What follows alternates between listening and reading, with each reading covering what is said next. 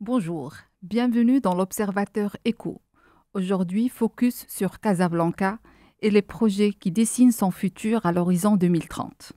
Grands chantiers urbains, mobilité, espaces verts, la métropole se réinvente, mais doit encore faire face à de nombreux défis. Pour en parler, nous avons le plaisir de recevoir aujourd'hui Madame la maire de la ville de Casablanca, Nabila Rmili. Madame Rmili, merci d'avoir répondu à notre invitation. Merci à vous, merci à l'Observateur de m'avoir donné l'occasion de parler aux citoyens casablancais. Tout le plaisir est pour nous. Donc avant d'entamer notre discussion, je vous propose de découvrir ce reportage qui dresse un peu un état des lieux des projets structurants à Casablanca et quelques défis qui restent à relever. Très bien. À l'horizon 2030, la métropole se rêve plus moderne, plus fluide, plus durable. Une ville à la hauteur de ses ambitions.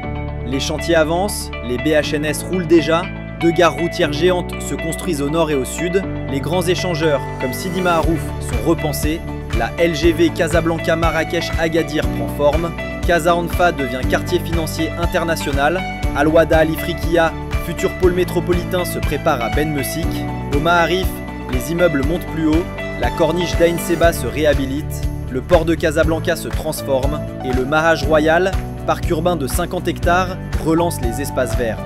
Mais derrière cette modernisation, Casablanca continue de faire face à ses vieux démons. Les embouteillages étouffent les grands axes, le stationnement anarchique reste une réalité quotidienne et la propreté, souvent critiquée, demeure un enjeu majeur. Les infrastructures changent, mais la transformation durable passe aussi par les comportements. La métropole a besoin d'un souffle nouveau. Civisme, responsabilité collective, gestion urbaine efficace. Le principal défi consiste à faire de Casablanca une ville vivable durablement pour toutes et pour tous. Quel regard portez-vous sur ces images, Madame la maire ? Je dirais ils sont réels. C'est vraiment Casablanca d'aujourd'hui.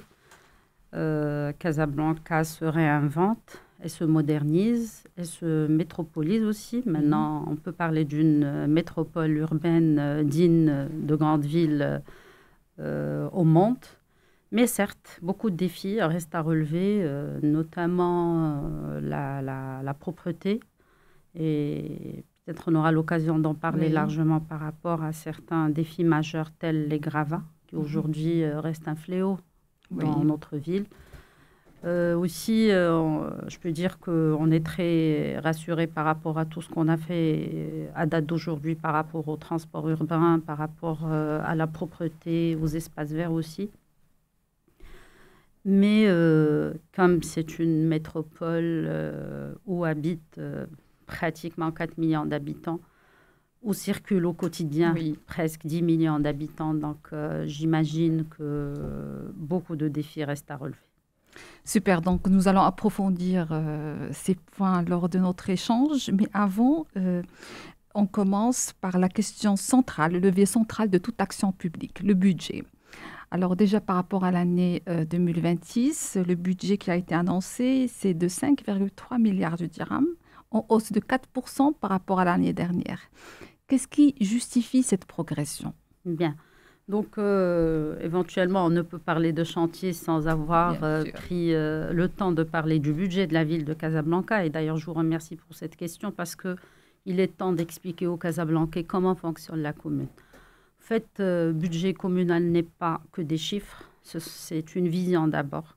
C'est une vision stratégique, c'est un partage d'informations et de documents qui reflètent le quotidien des Casablancais, les besoins des Casablancais surtout.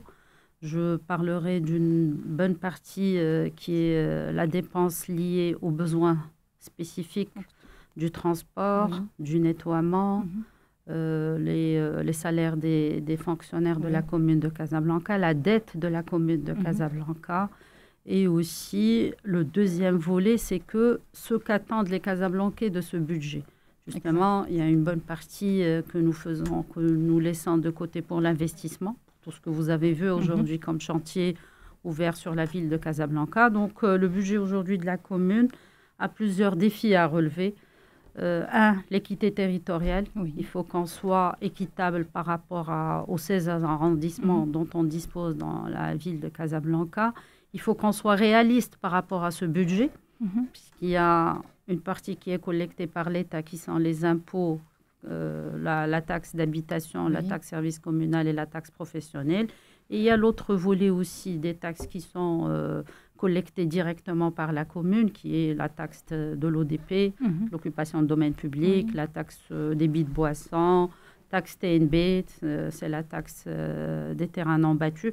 Donc, il y a plusieurs aujourd'hui défis à relever. C'est avoir un équilibre entre la dépense déjà et entre la recette. Là, c'est très important. Et il faut absolument qu'on respecte cet équilibre-là. Il faut aussi impérativement qu'on mette les dépenses obligatoires en premier lieu. Parce que la ville, en fin de compte, c'est quoi ? La commune a l'obligation de respecter certains prérogatives qui lui sont propres, tels le nettoiement de la ville, la collecte de la ville, la gestion de la décharge de la ville de Casablanca. J'aurai l'occasion ici de débattre lentement sur ce qu'on a fait aujourd'hui comme avancée.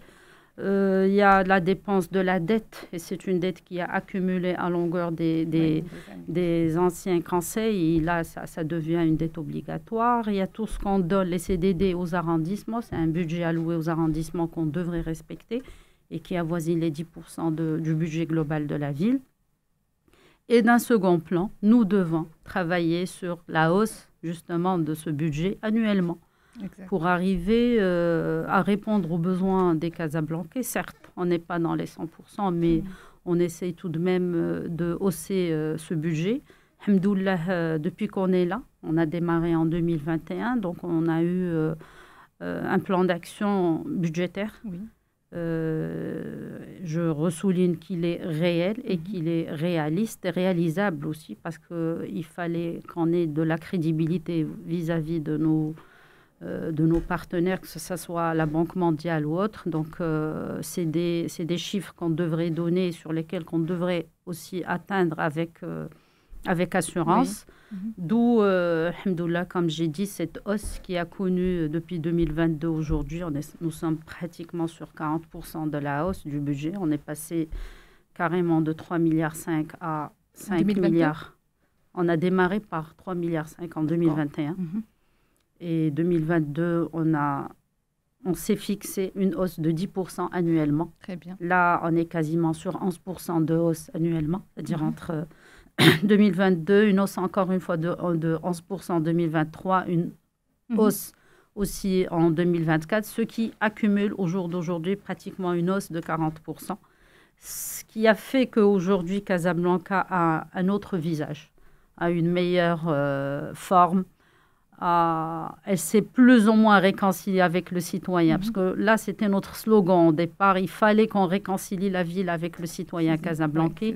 Et cette réconciliation, elle était mise dans des secteurs clés. C'est augmentation de l'espace vert de la ville de Casablanca, c'est assurer un bon nettoiement de la ville. On va en parler plus en détail. Voilà. Mais déjà, quelles mesures concrètes ont été prises pour accroître les ressources ? Effectivement. Des ressources. Quand on parle d'une hausse, il faut bien un plan d'action. Parce que ce plan d'action, comme j'ai dit, il était fixé par rapport aux attentes de la TGR, de la DGI, parce qu'on n'est pas les seuls collecteurs de la recette de la ville, donc ils sont pratiquement sur 70%. C'était des réunions avec un objectif clair, avec un échange aussi, un échange sur les bases de données, un échange sur... quelles sont les possibilités fiscales de la ville de Casablanca. Donc, il y avait un travail assez pointu sur tout ce qui est fiscalité locale, sur la taxe d'habitation, l'élargissement de l'assiette, parce qu'on sait que nombreux Casablancais ne paient pas cette taxe. Donc, il fallait élargir l'assiette. On attend un service de la commune, donc automatiquement, il faut payer ce qui est dû à la commune. Donc là, c'était un travail qu'a fait la TGR avec la DGI. Comme j'ai dit, premièrement, c'est vraiment élargir l'assiette, aller vers les quartiers qui ne déclaraient pas. Maintenant, la taxe d'habitation et la taxe service communal aussi que la taxe professionnelle, ce sont des taxes déclaratives. C'est-à-dire c'est le citoyen lui-même qui devrait rentrer dans l'application, s'inscrire. D'accord. Et la TGR qui avait l'obligation de faire ce travail, c'était de calculer justement cette valeur locative et de faire sortir une taxe annuelle que le citoyen devrait payer annuellement. Donc, on a travaillé sur ce volet, ce qui a fait que aussi là, il y avait une hausse significative de 10% chaque année par rapport à cette atteinte d'objectif qui est pratiquement atteindre 3 milliards de recettes collectées à travers la TGR, la DGI. Là, c'était un premier objectif. Le deuxième volet, déjà, c'était aussi d'aller voir les arrondissements, un peu ce qui se passait au niveau des arrondissements. Comme je vous ai dit, le budget de la ville est partagé en deux. Recettes gérées par l'État, recettes gérées par la ville. Oui. Donc, on est parti justement vers les arrondissements en leur soulignant un objectif assez clair. C'est la hausse de leurs recettes de 10%, parce qu'en contrepartie, ils vont prendre 10% du budget de la commune pour leurs charges quotidiennes et pour les services de proximité. Donc, en parallèle, il fallait travailler sur le potentiel fiscal de la ville, sur tout ce qui est occupation de domaine public, sur les taxes débit de boissons, taxes de séjour, donc toutes les taxes qui sont aujourd'hui allouées à la commune. Il fallait travailler pour parvenir à faire cette hausse. Donc, le comment de la chose, c'est justement faire des réunions, je dirais, hebdomadaires pour trouver... et là aussi, on s'est un peu... on a pris la peine de voir un peu cet élargissement de l'assiette fiscale au niveau de la commune. Il y avait un autre volet sur lequel aussi on a travaillé, c'est le volet contrôle. Avant, je dirais qu'il n'y avait pas du tout un contrôle. Aujourd'hui, comme c'est des taxes déclaratives, il y a un système de contrôle, comme la DGI a l'obligation de faire le contrôle sur les taxes fiscales de l'État, aussi la commune a ses prérogatives. Et donc, on s'est un peu attardé pour trouver comment, justement, pouvoir faire le contrôle. Aujourd'hui, ça se fait et toute taxe déclarative est soumise à un contrôle systématique de la part de la commune. Et il y a eu pas mal de redressements. Combien à peu près? Ce qu'a donné aujourd'hui, je dirais l'élargissement de l'assiette fiscale, on est sur 30%, le contrôle aujourd'hui sur 10%. 10% de cette hausse. Je dirais qu'elle est encore timide, parce qu'il y a encore matière à travailler. Maintenant, pour y arriver, il faut un bon système d'information. Là aussi, il y avait un grand travail qui a été fait pour informatiser le système de gestion. Il y avait aussi une déclaration, une autodéclaration et la méthodologie. Il y avait la sensibilisation sur laquelle on a beaucoup travaillé pour sensibiliser les citoyens comme quoi un service rendu a en parallèle une charge qui doit être inscrite dans les dépenses obligatoires de la commune. Et comme j'ai dit, un système de contrôle qui a aussi donné ses fruits. Système d'information. Donc là, je me répète parce que ce sont des niches qui nous ont permis de travailler sur les recettes de la ville, parce que je sais qu'en contrepartie, tout ce qui a été récolté sera dépensé justement pour les frais communaux, pour arriver à un certain service. Il faut dire, la commune, avant 2017, on dépensait 500 millions de dirhams pour la collecte. Là, aujourd'hui, au jour où je vous parle, on est passé à 1,3 milliard. D'où l'aspect qu'on voit aujourd'hui sur l'amélioration du nettoiement de la ville. Mais reste beaucoup à faire. Effectivement, on en parlera d'après. Donc, on se concentre sur les investissements, justement. Il y a le PAC 2023-2028. Il comprend 126 projets pour transformer Casablanca. Oui. Quels sont, selon vous, les projets prioritaires financés par le budget communal qui auront le plus d'impact sur la vie des Casablancais? Bien.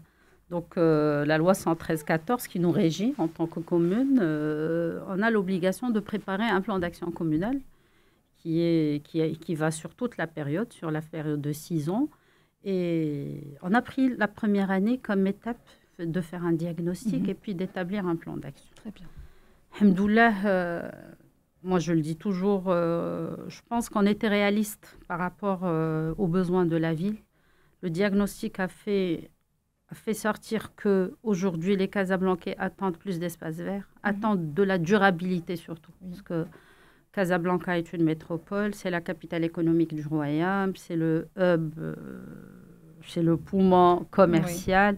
C'est un peu... Donc, il y a une bonne partie de durabilité sur laquelle il fallait mettre l'accent, vu qu'il y a les usines, il y a plein de... Donc, c'est une ville qui doit respirer. Et ce plan d'action est parti vers quasiment 60% de durabilité, d'où les plans les grands projets qui sont sortis aujourd'hui, et je peux en énumérer certains. La réutilisation des eaux usées. Casablanca, pour parler d'espace vert, il fallait de l'eau. Tout le monde le sait, on a connu des années de sécheresse. La situation était dramatique à Casablanca par rapport à l'eau potable et comment assurer une viabilité de cette eau potable déjà pour les citoyens et leurs besoins quotidiens. Et puis, il y avait ce volet espace vert. Si on veut parler d'une ville pleine d'espaces verts, il fallait justement assurer de l'eau pour arroser. Donc, le premier chantier qui nous a interpellés, c'est d'aller justement résoudre cette problématique de réutilisation des eaux usées. On a des milliers de tonnes d'eau qui se découlaient dans la mer. Il fallait justement en faire quelque chose. Donc, alhamdoulilah, aujourd'hui, et c'est du concret, on a fait 2 stations de réutilisation des eaux usées, une station à Mediouna et une à Lanq. Ces 2 stations récoltent la collecte de l'eau usée qui vient des égouts. Elle est retraitée à niveau 3 pour qu'on puisse en faire sortir une quantité d'eau qui permet d'arroser Casablanca. Tous les espaces verts de Casablanca. J'arrive. Donc, il y a ce volet des 2 grandes stations qui donnent un volume assez conséquent pour arroser Casablanca. En parallèle, il fallait commencer l'investissement pour permettre de planter Casablanca, parce qu'avant, elle n'était pas plantée. Et maintenant, je pense que toutes les pénétrantes de la ville ont un aspect vert dont on est énormément fiers. Le deuxième volet, Casa est connu par ses sources d'eau. Quand je parlais indien, le Bernossi, ce sont des sources très, très riches en eau. Cette eau partait dans la nappe phréatique et se découlait par la suite dans la mer. Il fallait aussi faire un grand travail pour collecter cette eau des sources, la retraiter et permettre à arroser l'espace vert. Là aussi, on est parvenu, alhamdoulilah, et si vous allez maintenant à la source indienne, vous allez voir qu'il y a des canaux qui arrosent toute la corniche de la ville de Casablanca. C'est pour ça que j'ai dit j'y parviens, parce qu'il y a les sources qui arrosent certaines places et il y a les 2 stations de réutilisation qui entretiennent d'autres espaces verts. Donc, mais en gros, le schéma de la ville, je peux dire qu'on est arrivé à satisfaction et c'est ce qu'on voit aujourd'hui. Parce qu'on ne pouvait pas se permettre justement d'arroser l'espace vert par de l'eau potable et ne rien laisser aux citoyens. Donc là, c'était un grand challenge et je peux vous dire, ça nous a pris énormément de temps pour démarrer ce projet, pour le mettre en œuvre, pour le financer aussi. Maintenant, vous avez parlé de financement et de budget pour faire face à certaines demandes imminentes d'infrastructures. Justement, ce volet qui est la réutilisation des eaux usées, faisait partie des budgets qu'il fallait absolument préparer pour faire ce chantier. En dépit de ça, il y en a d'autres projets, bien sûr. Si vous voulez, on va les détailler. Le transport, la nouvelle usine de valorisation des déchets. Voilà. Justement, alors la question de mobilité, quel effet concret attendez-vous du déploiement du bus du BHNS et la ligne à grande vitesse et les nouveaux échangeurs sur la fluidité des flux à Casablanca? D'accord. Donc, tout à l'heure, sur le reportage, je vous avais parlé de difficultés... les embouteillages. Voilà, je veux dire les embouteillages. Maintenant, je pense que cette année, on va toujours parler d'embouteillage pour ne pas dire qu'on va résoudre le problème une bonne fois pour toutes, mais nous y travaillons pour diminuer d'année en année ce fléau, parce que l'embouteillage est vraiment devenu un fléau. Déjà, à travers les 100 km dont on dispose aujourd'hui de tram, parce qu'il faut dire que c'est une première qu'une ville ait 100 km de trajet en milieu propre pour le tram, le BHNS. Les 700 bus qui circulent à Casablanca, c'est les E6. Maintenant, je reviens à la question de durabilité, c'est-à-dire tout le moyen de transport aujourd'hui sur Casa est un moyen durable qui respecte les normes à l'international. Déjà, c'est une fierté d'avoir ce type de transport. Deux, le nombre de transporteurs, de voyageurs par jour est important. On est quand même arrivé via les deux sections, c'est quand même, on est presque sur 750 000 voyageurs.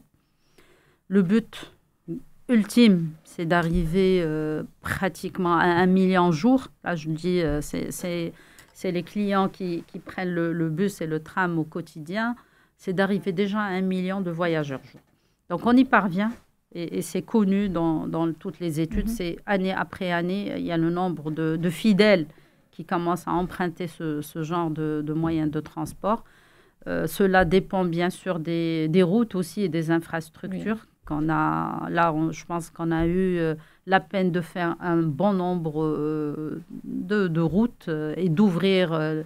Vous avez vu tous les carrefours qu'on a pu ouvrir aujourd'hui.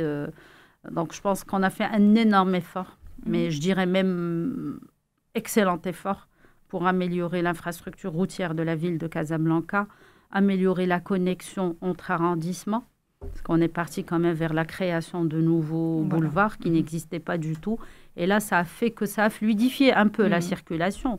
Moi, je redis. Les échangeurs aussi. Voilà, les nouveaux échangeurs de Sidi Marouf, bientôt ouverts, Inch'Allah, ils donneront une super fluidité.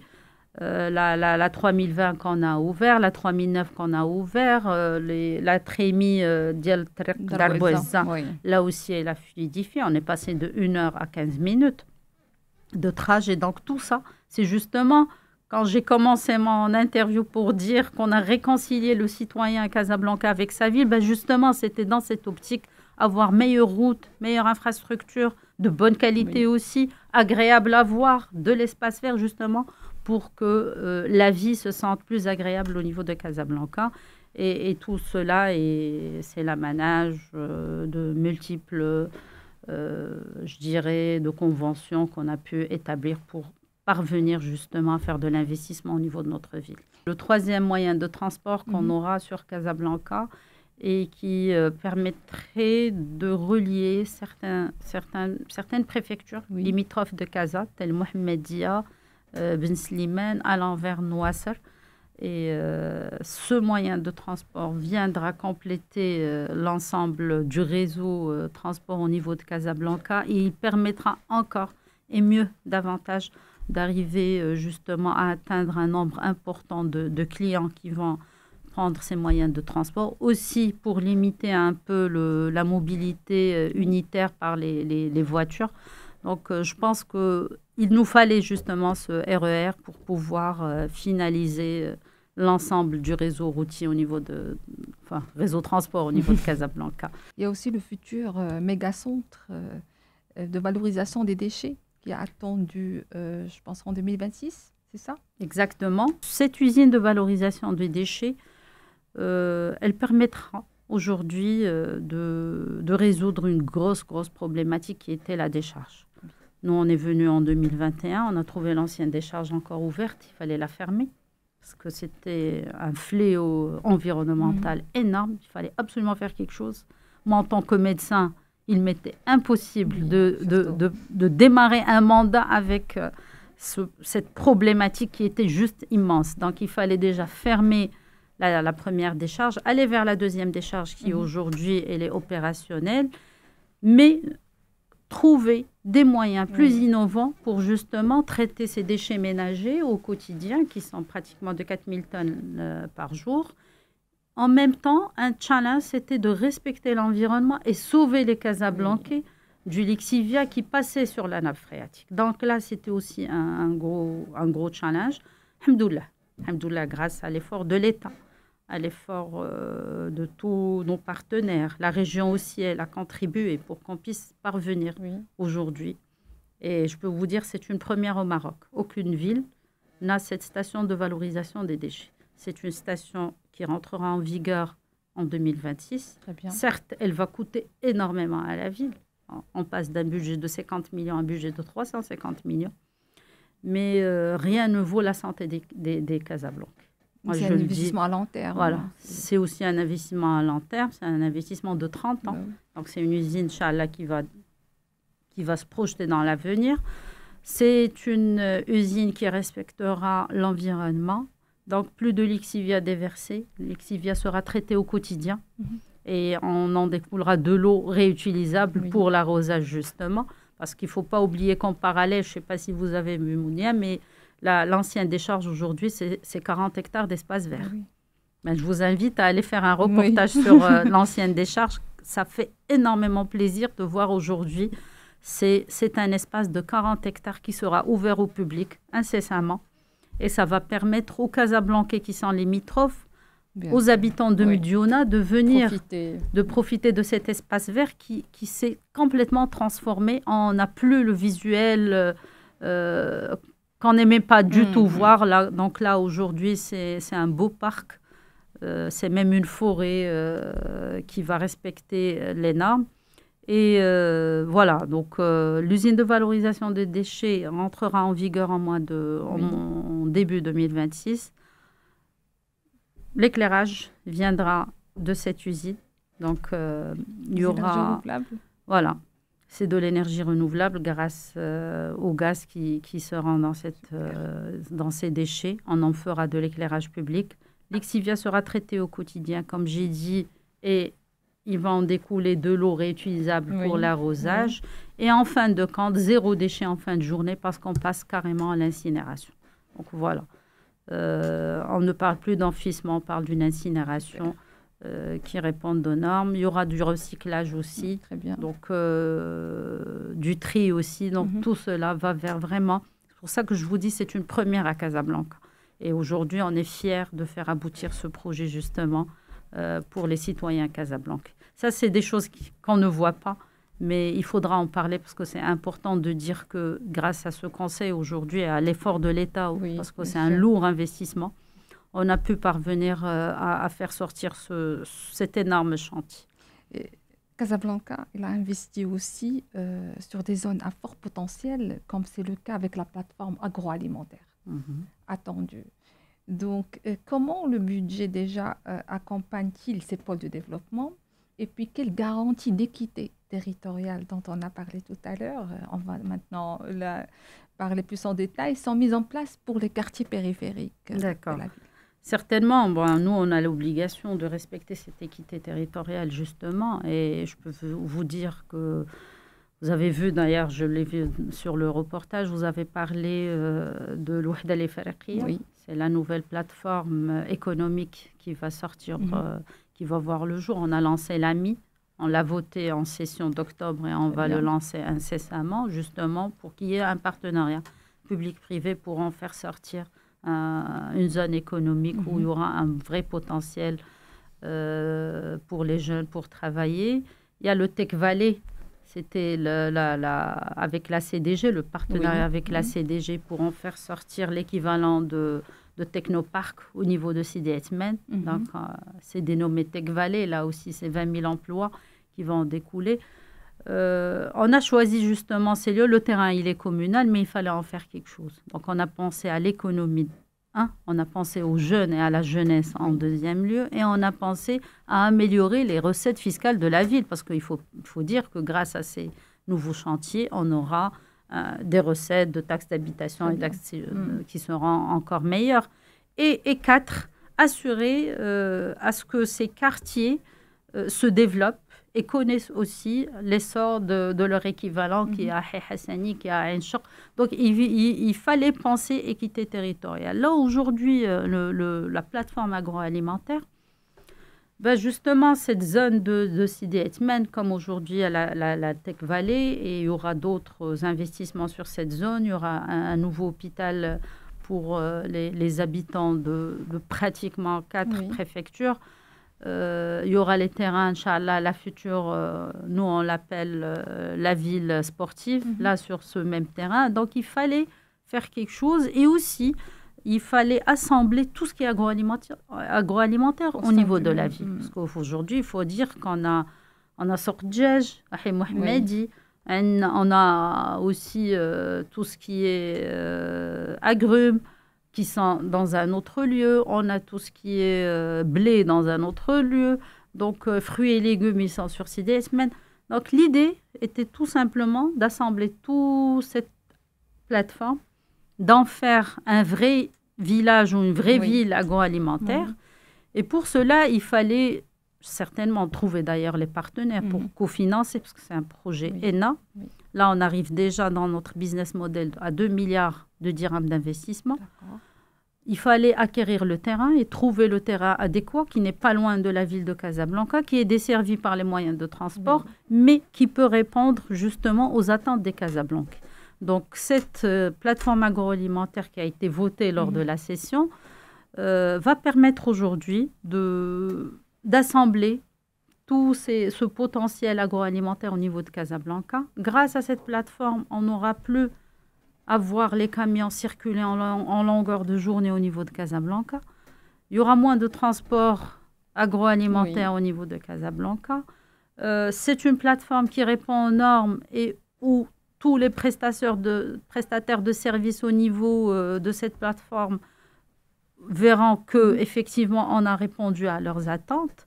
C'est une ville alimentaire où il y aura tout ce qui est vraiment alimentaire au niveau de la ville. Et je pense qu'il y avait des services qui manquaient au niveau du marché de gros, tels les hôtels, les banques, certains besoins spécifiques à ces différentes activités. Donc là, tout ça, ça a été réfléchi au niveau de cette plateforme agroalimentaire. Et je pense que de grandes métropoles à l'identique, je dirais qu'ils ont les mêmes plateformes. Ça, c'est un projet pour moi et pour tout le conseil. C'était important de le faire naître, de le faire sortir. Il est prévu pour quand ? Donc, comme j'ai dit, c'était une convention de partenariat avec beaucoup de ministères. Et là, il fallait vraiment que je les remercie parce que grâce à leur contribution financière, ce projet verra le jour. Donc, le démarrage des travaux, Inch'Allah, maintenant qu'on a acquis le terrain, il fallait que la ville aussi fasse un grand effort pour acquérir le terrain. Là, je pars vers le budget qui est notre cheval de bataille. Il fallait justement prévoir l'argent pour acquérir le terrain. Aujourd'hui, je peux parler de 260 hectares d'acquisition. Enfin, mais plus 309 hectares au juste. 309. Parce que le projet connaîtra plusieurs étapes. La première étape, c'est la construction du marché de gros fruits et légumes et du marché de poissons. Et par la suite, on aura à étendre. C'est pour ça qu'on a pris autant de terrain pour étendre ce projet. Donc, on démarre en 2026. La durée, c'est 3 ans de construction. C'est bien. Donc, Inch'Allah, si tout va bien, en 2028, on aura à déménager de CDSmen et aller vers cette nouvelle plateforme. Inch'Allah. Alors, le Maroc, il va accueillir justement la Cannes 2025 et le Mondial. Comment ces grands événements ont impacté ou influenceront les priorités budgétaires de Casa? Bien, là, c'est aussi une belle question. Donc, pour vous dire que on a parlé tout à l'heure du plan d'action communal. Heureusement qu'on était, je dirais qu'on a eu la vision de métropoliser la ville et de la rendre accueillante à tout événement. Donc, il fallait travailler sur les pénétrantes de la ville, il fallait travailler sur l'infrastructure. Et d'un coup, il y avait l'avènement de la Cannes, Inch'Allah, l'avènement de la Coupe du Monde. Donc, on ne s'est pas trouvé perdu du tout parce qu'on était vraiment sur la même vision et il fallait préparer notre ville justement à ces grands événements. Donc maintenant, je peux dire que beaucoup d'efforts ont été faits en matière d'infrastructure routière, en l'occurrence à côté du stade. D'abord, il fallait réaménager le stade Mohamed V. 2, il fallait aussi arranger le pourtour du stade, d'où tous les chantiers qui ont été entamés cette année. Maintenant, ils sont finis. Et là aussi, il faudrait que je n'oublierai jamais de remercier M. Louali parce qu'il a fait un grand effort pour être sur le terrain et suivre tous les chantiers. Donc, on est arrivé, alhamdoulilah, à rénover la plus grande partie de la voirie qui avoisine le stade. Les pénétrantes de la ville aujourd'hui répondent à ces normes internationaux.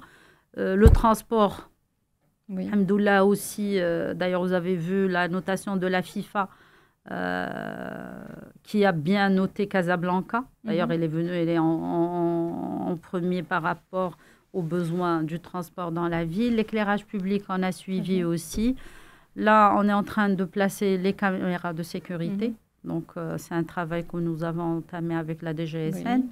Une première partie a été faite anciennement. Maintenant, c'est l'extension pour le niveau sécuritaire de la ville. Aussi pour le niveau, je ne dirais pas que sécuritaire, mais aussi, et là, on connaîtra une meilleure circulation parce qu'il y aura de la commande à distance par rapport à la circulation. C'est-à-dire d'un point X, on aura la visibilité sur tout ce qui se passe à Casablanca en matière de circulation. Donc, Smart City. Voilà, c'est vraiment de la Smart City, Inch'Allah, qui va s'installer quand ce chantier sera fini. Il y a une première étape qui finit avant la Cannes, qui est presque en phase de réception. Et la deuxième partie, c'est l'extension au niveau de tout Casablanca.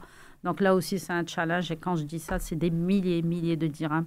Il n'y a pas eu des arbitrages à faire entre des projets qui étaient déjà prévus c'est-à-dire prioriser ces projets par rapport à d'autres?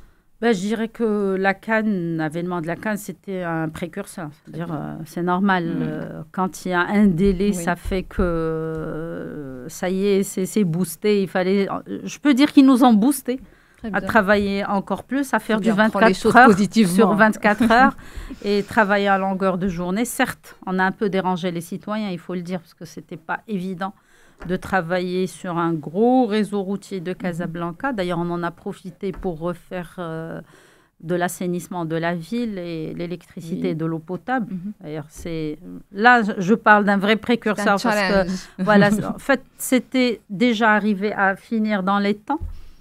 Refaire toute l'infrastructure via la SRM, et d'ailleurs, je les remercie encore une fois parce que jamais Casablanca n'a connu cette dynamique de refaire et l'assainissement et l'éclairage public et l'électricité et l'eau potable pour les ménages dans ce circuit de renouvellement de la voirie en si peu de temps et avec un budget qui est assez conséquent. Donc, alhamdoulilah, on est fiers d'arriver à ce résultat. Et encore une fois, donc, je dirais que la Cannes, Inch'Allah, la Coupe du Monde, c'est pas fini. Il y a encore du travail à faire sur Casablanca, vraiment de grands chantiers encore qui nous attendent. Mais je dirais que c'est des boosters. On passe aux défis. Oui. Quelques défis qui restent à relever. Alors, malgré ces budgets alloués et tout ça, il y a la propreté qui reste une préoccupation majeure pour les Casablancais aujourd'hui. Quelle stratégie de rupture la ville elle compte adopter pour un changement durable, notamment dans les quartiers populaires? Bien. Alors, l'histoire du nettoiement de la ville, je pense que depuis qu'on est là, c'est parmi les points les plus discutés, les plus travaillés au quotidien. Ça nous prend, je dirais, les 2/3 de notre temps pour nettoyer la ville, parce qu'il fallait déjà revoir les cahiers de charges. Il faut dire qu'on est rentré sur un cahier de charges. Heureusement qu'on avait la révision triennale qui nous a permis d'abord de refaire un nouveau cahier de charges. Grâce à ce cahier de charges, on a pu améliorer la situation de nettoiement au niveau de la ville. Certes, il fallait ajouter de l'argent.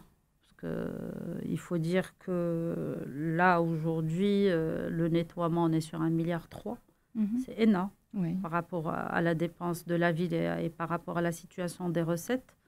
Si je dis qu'on a un budget de 5 milliards, donc presque 25% part uniquement sur le nettoiement.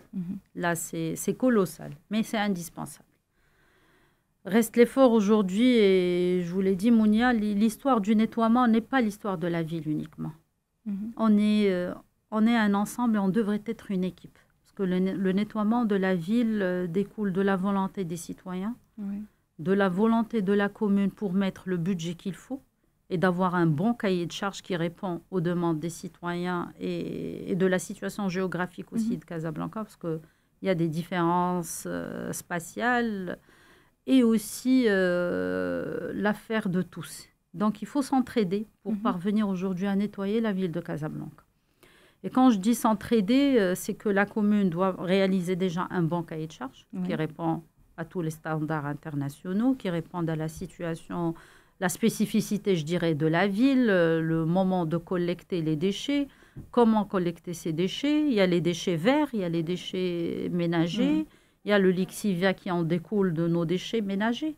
Et malheureusement, nous avons un taux d'humidité qui est très important. On est sur les 75% de taux d'humidité qui il rend la tâche difficile aujourd'hui. Et là aussi, il y a matière à travailler en matière de sensibilité pour qu'on puisse au moins assécher nos déchets ménagers avant de les déverser. Donc, le nettoiement est certes un défi majeur et il en restera. À longueur d'année, on n'en finira jamais de travailler sur le nettoiement et comment améliorer davantage le nettoiement. Heureusement, cette année, on rentre sur un nouveau cahier de charge en 2026. Donc, celui, il prend fin en juin 2026. Et en ce moment-là, on est en train de préparer le nouveau cahier de charge. On a fait des entretiens avec tous les arrondissements, les 16 arrondissements, pour un peu répondre à leurs besoins, essayer de corriger l'ancien cahier de charge, voir qu'est-ce qui n'allait pas. Le grand défi aujourd'hui, c'est et là, ça nous prend énormément d'argent, c'est le fait de balayer la ville quotidiennement. Là, c'est parce que ça dépend de l'humain, c'est des masses salariales assez conséquentes. Là, aujourd'hui, on parle de 3600 ouvriers qui travaillent sur ce chantier de balayage. Donc, oui, c'est un balayage au quotidien, mais il passe une fois par jour. La police de propreté. Voilà, je viendrai pour parler de ça, justement. Donc, c'est un balayeur qui travaille 8 heures par jour. Il passe une fois sur la rue, il ne repassera pas une deuxième fois. Donc, au bout d'une heure, si je trouve que la rue s'est ressalie, ça veut dire qu'il y a quelque chose, c'est problématique. Donc là, aujourd'hui, je peux dire qu'on est en train d'essayer d'arranger ces dysfonctionnements. Mais certes, on a besoin du citoyen, de l'adhésion complète et à 100% du citoyen. Pour le faire, on a fait des sorties, on s'est entretenu aussi avec les associations. Il fallait voir aussi les attentes des associations civiles et surtout qui travaillent dans ce domaine-là, les arrondissements, les gouverneurs. Et on arrive à cerner un peu le problème, reste bien sûr sur certains quartiers. Et ce fléau majeur qui est les gravats, les déchets inertes qui découlent des constructions et de la rénovation. Là, aujourd'hui, je peux vous dire que c'est vraiment problématique. Grâce à la DGCT, un effort qui a été très soutenu par le ministère de l'Intérieur, on a pu débloquer une somme assez conséquente dans les 2 années qui ont découlé pour nettoyer la ville. On a fait en contrepartie en convention avec l'ONCF pour pouvoir avoir une carrière où mettre ces gravats. Mais je reviens à souligner que ce n'est pas l'affaire de la commune. Ce n'est pas une obligation, ce n'est pas une fonction qui relève directement de la ville. Parce que tout ce qui est déchets, c'est d'autres ministères et c'est l'État qui est responsable justement de la gestion de ces déchets. Mais conséquence, la ville est sale quand on voit les déchets inertes partout. Donc, c'est vraiment un appel à tous les citoyens parce que nous avons une décharge qui est consacrée justement à ces gravats. Au lieu de jeter sur la rue, autant aller 2 kilomètres après la ville et on va trouver une énorme décharge qui peut réceptionner ce type de gravats. Pour le moment, elle est ouverte pour qu'on puisse justement diminuer ce fléau au niveau de la ville et je pense qu'il faudrait vraiment qu'on s'entraide. Sinon, il y a l'histoire de la police de propreté qu'on est en train de mettre en œuvre en ce moment. C'est une police que, à mon sens, devient nécessaire et obligatoire. Parce qu'après tout l'effort qui a été fait pour le ramassage, pour le balayage, pour nettoyer la ville, pour vraiment qu'elle soit une ville propre, une ville verte, à la hauteur des ambitions. Voilà, à la hauteur des ambitions d'une métropole, il fallait passer certainement à un stade où il faut sanctionner ce qu'il y a à sanctionner s'il n'y a pas adhésion de la population. Maintenant, tout ce travail, on est en train de le préparer parce que c'est des agents qui vont faire ce travail. Et bientôt, Inch'Allah, vous allez les voir sur le terrain. Très bien. Donc, on avait besoin de cette police, mais on aura besoin d'autres genres de police, notamment pour la question du stationnement anarchique, sauvage, les trottoirs occupés illégalement, les camions qui bloquent les voies, les chantiers, on en a parlé. Il y a le sentiment d'anarchie qui persiste dans quelques quartiers ou quelques régions.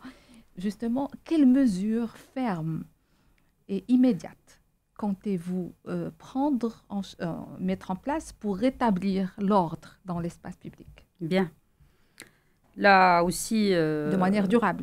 Oui, voilà. Donc, effectivement, je ne vais pas nier, il y a un problème, certes, qui est cette anarchie un peu partout, mais je reviens pour dire que c'est l'affaire de tous. Oui. La ville a fait l'effort d'avoir des parkings. Aujourd'hui, depuis qu'on est là, en 2022, on a entamé le chantier des parkings. On en a construit 3 déjà, avec une capacité pratiquement 2500 places. D'ailleurs, le dernier, c'est à côté de Hyatt Regency qu'on va ouvrir incessamment. C'est un parking de 700 places. Donc, cette histoire, on est en train aussi de préparer un cahier de charge pour le stationnement. Parce que c'est une réelle source de recettes et il faut travailler ce volet. Entre-temps, vous avez dû le remarquer, on a déclaré certains endroits gratuits pour ne pas laisser cette histoire de parking anarchique et de gardiens. Donc là, on a aussi fait l'effort au niveau de la ville. Maintenant, c'est un chantier qui est ouvert. L'occupation de domaine public aussi, comme vous avez dit, certains véhicules qui se mettent sur le trottoir, là, il faut respecter le trottoir, c'est pour les passants et pour les piétons. Donc, certainement, s'ils vont trouver plus de parking et plus d'endroits pour stationner, je crois que ça va permettre d'améliorer le trafic. Sinon, là encore, il y a une police administrative qui est mise en circulation et qui va devoir faire ce travail comme à l'instar d'autres villes pour qu'on puisse améliorer justement et surtout faire arrêter cette anarchie au niveau des rues et ruelles de la ville de Casablanca. Il y a un effort aussi de sensibilisation à faire. Certes. Je vous dire que ces actions de citoyenneté, je pense, il faudrait qu'on y travaille au quotidien. Il faut informer le citoyen. Il faut leur dire qu'améliorer la vie des citoyens dépend d'eux. Certes, elle dépend de la commune, elle dépend des autorités, mais je dirais on est partagé sur le un tiers. Si on a une parfaite adhésion du citoyen, si le citoyen nous aide à nettoyer la ville, je ne leur demande pas de nettoyer, mais au moins de mettre les ordures et les déchets ménagers là où il faut, ne pas jeter les gravats n'importe où, respecter les trottoirs. Voilà, nous, aujourd'hui, on a fait un effort considérable pour améliorer les trottoirs de la ville.